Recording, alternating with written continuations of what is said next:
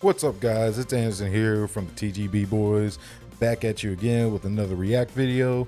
And as always, if you like what you see, go ahead and you can hit that like button if you please, and maybe even touch that little subscribe button, and maybe hit the bell if you want to see what else we're cooking up with in the kitchen down here at TGB Studios. But as always, as I like to say, it's not forced upon you. You do what you want, do what you will with your life. If you want to just be here for the laughs and the fun, go at it. I'm not your father. So, as always, we're going to jump right into it, and I'll see y'all on the other side. All right, so we're here with Binging with Babish, a man that I love and respect, out here with the meat tornado of Parks and Recs. And I absolutely love Parks and Recs. I binge watched the crap out of it after my friend Bethany recommended it to me, because I am absolutely horrible with television, Netflix, and Hulu and all that stuff like that. But she recommended it to me. I watched a couple episodes of it, fell in love with Ron Swanson. I was immediately like binge watched, and I finished that thing in I think about 4 days. I was on vacation at the time, so it was great. But yeah, let's jump right into it. I'm excited to see what he brings to us with the meat tornado. Joe's for you. They have the most insane burritos. I don't much go for ethnic food. No, trust me. They have one that's called the Meat Tornado. Literally killed a guy last year.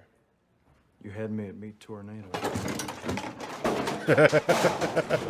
Just fucking tosses welcome everything. back to Binging with Babish, and welcome to the new Binging with Babish kitchen. Oh yeah, he A changed sprawling studios on this two-level one. garden apartment that I have retrofitted into the play place. of Yes, my I have seen it dreams. before. I'll be taking you guys on a proper tour of this space soon, so you can see all the new toys and tools that, as you can imagine, I want to keep safe. So it's fitting that this week's sponsor, Simply Safe, is helping me keep my new home secure. Simply Safe is an award-winning home security system with no contracts. It's also super easy Ooh, to I set like up. that It finger took me less wag, than just- an hour to get mine up and running for the new house. Visit simplysafe.com/babish to learn more. Now, before we Fun fact, I remember this because I saw this video and at the time, let me correct myself before I go too far.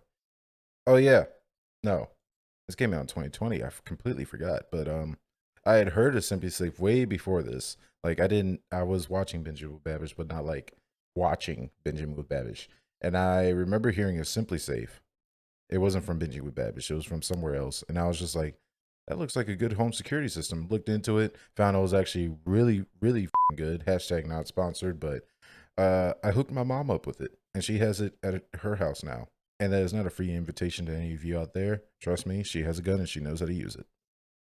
dig into the meat tornado, we must first go back in time to the old apartment, where I enlisted some help from an expert to ensure that this burrito could in fact kill a man. Thank you so much for taking the time to talk with me today. He brought in an actual he brought in an actual doctor. Doctor and what they call a physician nutrition specialist. I'm recognized by the National Board of Physician Nutrition Specialists. Well, it sounds like they could really use somebody like you in Pawnee, Indiana, because as I understand, it's a very unhealthy town. Oh, that's what Oh, I'm the, blocking a little bit, aren't I? Flies. Yeah. Sure. According to legend of this burrito place in Pawnee, a gentleman was killed by a burrito referred to that as the should meat fix it. tornado. Horrible way to go. Yeah, there actually are true cases of death by meat consumption, usually steak, and those are called cafe coronaries. Now, if it was What a way to in go a out. Mexican restaurant, so that you wouldn't call that a Am I right, chat? cafe Up top. coronary. I guess you'd call that a cochina coronary, right? Yeah, so you are a doctor of nutrition and humor, it would seem. Well, trying to be a little humorous, but yeah, you could die from eating. So let's think about not just the meat, but the burrito's going to have spices in it, right? So if it was really hot, chili, that could, somebody who has existing coronary disease, then they could then induce a coronary. Yeah, that could happen. So assume that there are no size limitations on this burrito. Can you think of just a rough idea of you have a patient that has heart issues, don't eat this much meat or it could kill you where you sit? I would say you're probably in that category, yeah, in the pounds worth of consumption. All right, so I think maybe the benchmark I'm trying to hit is maybe like 2 pounds worth of meat. All right, well, no. That's a good amount of meat As right there, long boy. as it kills them. That's my end game. Yes, it could kill him. All right. Well, I'm gonna try to do this as true to form I don't think I've ever made any kind of meat or grilled or sauteed or baked or any way to cook it. I don't think I've made that much meat with the intent to like kill someone. Oh, and trust me, I have experience with making large batches of meat. It sounded weirdly sexual, but it wasn't intended to be, so don't take it as such. To what we've determined here, and we're gonna try to have this be a message of health, because you shouldn't eat things called a meat tornado. I don't think. No, I think that's one to stay away from. So, well, thank you so much for talking with me today, Doctor. I appreciate it, and thanks for saving lives.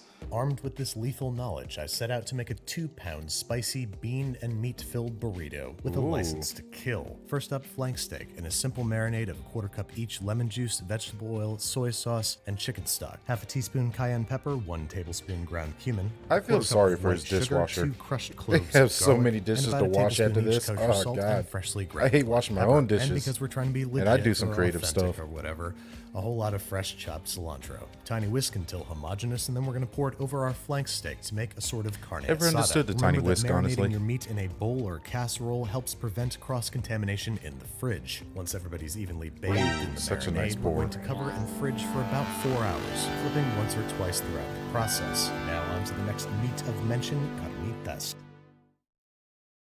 Okay. Hold up. Well, thanks to Sam, he has gifted us up to A4GZs during Joe's stream that is currently going while I'm recording this. So shout out to Sam, shout out to A4GZs. Good people. Thank you all for tuning in and everything like that. But I will digress and I will get back with the show that I am here to do. You know you love you, bit of good old Anderson. For which we're going to need a whole bone-in pork shoulder, which we must first debone, de-skin, and de-fat to some extent. Basically, we want to scrape as much meat off the bone as possible, remove and reserve the skin if you want to make chicharrones, remove any excess fat, and cut the meat into 2-inch He right, pieces, though. Reserve the which we're going to skin. cook in what some might Make call some an chicharrones or some irresponsible amount chitlins. of lard. Ugh. 2 pounds of the stuff, along with 1 cup of Get me water, go started into on a some more large, wide, chitlins. deep Dutch oven, which we're going to set over medium-high heat until the lard is completely melted, and then slowly and carefully we're going to add the pork to the party. In addition to the pork, we're going to add the juice and flesh of 2 large navel oranges, cut in half. Just squeeze them, drop them in, and bring this whole Oh yeah, I would like to say to all y'all out there, a juicer, like one of those manual juicers or a peeler and anything like that, that's perfectly fine. You don't have to do it exactly the way they do it on here and everything like that. But me personally, I do like doing it the way he does it on here and just fresh squeeze it, fresh peel it, and like zest, just do it by hand because it gives it that more like flavorful, authentic feel because all of it is done by your hands work, not by a machine or anything like that. thing to a bare simmer. Once the simmer is reached, lower the heat to medium low and maintain a bare simmer for about 2 hours. At first, the pork is going to braise, but then once all the water evaporates, it's going to start to effectively deep fry. After the first hour, we're going to fish out the orange rinds and replace them with half a large onion, roughly chopped, and 4 large cloves of garlic, crushed, 4 dried bay leaves, 2 sticks of cinnamon, a teaspoon of whole cumin seeds, and a tablespoon of Mexican oregano. This, as you can well imagine, is going to smell unbelievable, but we're not done. We're also adding a half cup each light Mexican beer and evaporated milk, which at first I thought was kind of odd. Okay, you know when you're adding some beer into a recipe, it's going to turn out smacking like. But as the pork simmered for an additional hour, it turned out to be awesome. All the milk proteins separated and adhered to the meat and began to brown gorgeously, leaving me with crispy on the outside, juicy on the Ooh, inside, that looks tender, so flavorful good. carnitas, which I'm going to go ahead So and fry until good. we're ready to use because they're going to reheat beautifully right back in the oil. Oh, Next no up, our doubt. chicken representative at the table is going to be tinga de pollo, a simple, braised, spicy, saucy, shredded chicken, which we're going to make as juicy as possible by searing skin-on, bone-in chicken breasts, which is both going to protect the delicate meat, give us some nice flavor in the braise, and give us some nice fond on the bottom of the pot. Once the chicken has some color on both sides, we're setting it aside and dumping in 1 large onion roughly chopped and 2 cloves of garlic. We're just sauteing those for a few minutes, letting letting them pick up some color and letting them pick up all that Easy good mode, stuff on easy the bottom mode. of the pot. Then we are deglazing with 1 cup of chicken stock, 1 tablespoon of apple cider vinegar, a 14-ounce can of crushed fire-roasted tomatoes, and 1 can of chipotle chilies in adobo sauce. We're also going to add 1 teaspoon each ground cumin and Mexican oregano. Bring the whole affair to a rolling simmer and drop the chicken breasts back in the hot tub, where they're going to braise for about 45 minutes until the chicken is nice and tender and cooked through, and so are the vegetables. Oh, yeah. Once everybody's nice and happy. Really important there when you're doing like when you're braising chicken and stuff like that in like a sauce and like a compote or something like that. Which compote was the worst term to use because that's not what you braise meat in. But if you're braising it like a sauce or a soup or anything like that, yeah, you definitely want to leave some space for the steam and stuff to like release. Otherwise, you're just going to get more steamed chicken rather than braised and like tender chicken. Which steamed is still pretty tender, but it's a different consistency. If you catch my drift. I know what you mean. I've been busy squeezing the melons, if you know what I mean. We're going to pull the chicken breasts out and use an immersion blender to blend our vegetables and chilies into a smooth but still a little chunky sauce. See, I'm lazy, so I put that shit in a blender and just let it go. We're going to shred it using 2 forks and return it and Ooh, hot tip for all y'all. If you ever go to Southern barbecue and stuff like that, if they're not using like 2 forks or 2 like big old fork spatulas to like shred the chicken and stuff like that, they're doing it wrong. You always do it by hand, and it's laborious and meticulous, and yes, you will hurt afterwards because it's pretty much a workout, but oh, this is so much better. and any accumulated juices back to the pan. Season with kosher salt, freshly ground pepper, and simmer for 10 or so minutes just to let those flavors get to know each other. Taste for seasoning, and then it's time to contend with the final fighter in our meat cage match. Our flank steak has finished marinating and is ready for the grill, or in this case, the plancha. Once we've removed some of the excess herbs and garlic so they do not burn, this guy's going to respond especially well to any super hot cooking surface. I'm going with some well-lubricated and thoroughly preheated cast iron. Me personally, I would do it on a grill. Smoke emerge from its surface, we lay down the steak and leave it undisturbed for about 5 minutes, until its first side has been emblazoned with a deep dark brown char. The sugar in the marinade is what helps give this steak its beautiful crust, and it is going to hang out in the oven. Yeah, that's why I would go with like an actual burrito, the burrito, for which grill, we're going to need because one I can extra char it large real easily. tortilla. Into the bowl of the food processor goes 8.5 ounces of all-purpose. Okay, so I would go with the grill. This is my personal belief. I would go with the grill because I can char real easily. The flames and stuff like that, they cook through, they come up around it and everything like that because of the marinade and, of course, the meat emitting off its own grease and stuff because we're dealing with beef. But at the same time, most important thing about especially beef is that once you take it off, you let it rest. Don't touch it. Leave it to rest for like good 5 to 7 minutes. Flour. Before I go any further, I'm not a professional. This is just in my own experience and stuff like that. Don't take anything I have to heart. Like I always say, do your research and everything like that, and be smart about how you do things in your life, especially cooking. Because if you don't do some cooking things right, like cooking pork, could kill yourself, and that is a very bad thing. A teaspoon of kosher salt, and 2 ounces of refrigerator cold lard. Process together until it resembles coarse crumbs. And then we're going to slowly add 3/4 of a cup of cold water while the machine runs until a rough ball of dough forms, which we're going to knead on a lightly floured work Okay, no surface lie, until I it would feels just buy smooth tortillas. and elastic. I would just Then we're buy gonna wrap it in plastic wrap tortillas and let from it the rest store. at room temperature for about 15 minutes because its gluten needs to be very relaxed for Sorry what I'm we're burping about so to much. put I it just through. ate. That's right, little ball of dough. You are not being used to make 8 to 12 separate tortillas. No. You are going to make one giant tortilla. First, we gotta preheat our paella pan, maybe practice our scoop technique. Also, we gotta make sure that it's preheated evenly since it's so much bigger than the flame. Once it's good and smoking hot, we're gonna lower the flame a little bit while we roll out our tortilla on a generously floured work surface. I was going for a tortilla with about the same diameter as my paella pan, which turned out to be my first of many mistakes. After gently unfurling it, much like a pie crust, I learned that it should indeed be slightly smaller than the paella pan, otherwise this is gonna happen. I tried my darndest to salvage this giant tortilla, but it also turned out to be very, very tender. And because I was focused on it tearing so easily, I forgot to help it cook evenly in the paella pan, so it ended up being burnt in the center, raw on the outsides, ripped, torn, and full of holes. But let me ask you this, Master Wine.